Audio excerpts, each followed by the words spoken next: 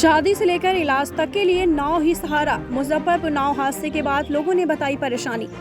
मुजफ्फरपुर नाव हादसे का गवाह बनी मधुरपट्टी गांव के लोगों ने बताया है कि उनके पास नाव के अलावा कोई दूसरा साधन नहीं है। चाहे त्योहार में बाजार जाना हो या किसी की शादी में बारात, सभी को नाव का सहारा लेना पड़ता है। करीब 1000 आबादी वाले इस गांव में अन्य कोई साधन नहीं है। ऐसे में बागमती नदी के तेज धारा के कारण उनके ऊपर हमेशा जान का खतरा बना रहता है। लोगों को इलाज के लिए कभी भी करीब 8 किलोमीटर घूमकर जाना पड़ता है।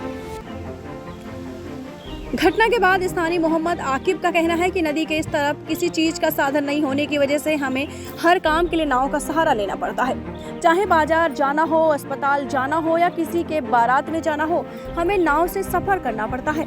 इसका कोई वैकल्पिक व्यवस्था नहीं है। जो दूसरी व्यवस्था है वह सड़क मार्ग की है। इसके लिए 8 किलोमीटर घूम कर जाना पड़ता है।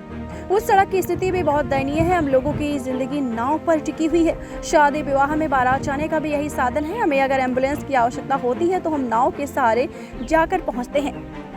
बता दें कि मुजफ्फरपुर का मधुरपट्टी गांव में लगभग 1000 से ज्यादा की आबादी है। यह गांव हर साल हमेशा कई नाव हादसे का गवाह बनता है।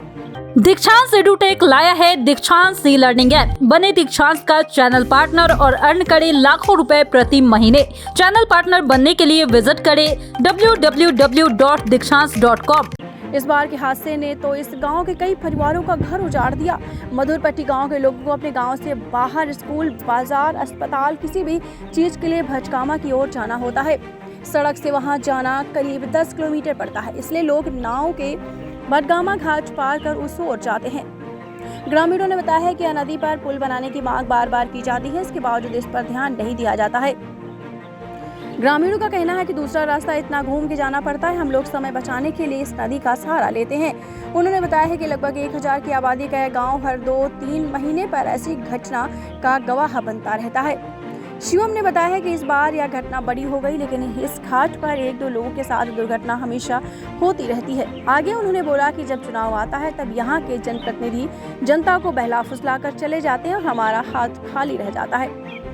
हम अपने चैनल के माध्यम से आप लोगों के लिए रिक्वेस्ट कर रहे हैं कि शासन प्रशासन से यही मांग है कि ये जो नाव का सहारा है, जो नाव के द्वारा नहीं होना चाहिए आने जाने का जो भी रूट है, इसको समाप्त करना चाहिए और यहाँ के लिए सड़क का निर्माण कराना चाहिए, क्योंकि दिन प्रतिदिन ऐसे हादसे होते रहते हैं और इससे हादसों में कमी आएगी और लोग आराम से जा सकते हैं।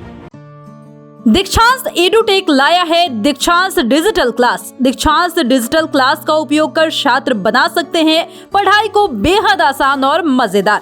दीक्षांत डिजिटल क्लास को स्कूल में बैठकर देखना है तो पेन ड्राइव और स्मार्ट टीवी बनेगा सही माध्यम। चलिए अब ये भी जानते हैं कि दीक्षांत डिजिटल क्लास का फी स्ट्रक्चर क्या होगा। नर्सरी से लेकर यूकेजी के लिए 7000, नर्सरी से लेकर दूसरी कक्षा के लिए 12000, नर्सरी से लेकर 5वीं तक के लिए 18000, नर्सरी से लेकर 8वीं तक के लिए 24000, नर्सरी से लेकर 10वीं तक के लिए 30000।